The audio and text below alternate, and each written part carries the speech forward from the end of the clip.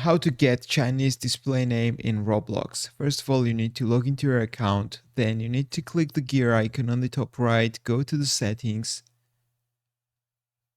Before you will change the display name, make sure that your age is above 18, so you need to be more than 18. And also, if this is not helpful for you, you need to change your location to United States, or for example, this country is good for me. Once you will set the settings, then you need to search for your favorite Chinese letters or any word in Chinese, I don't know.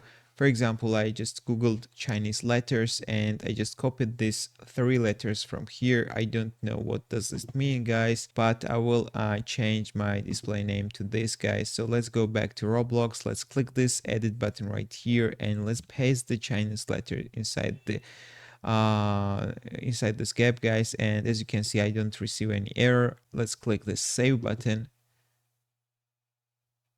And as you can see, I successfully saved my name, and when I refresh the page, I have got Chinese display name. That's all I want to show you. If this video was helpful for you, don't forget to click the like buttons and don't forget to subscribe.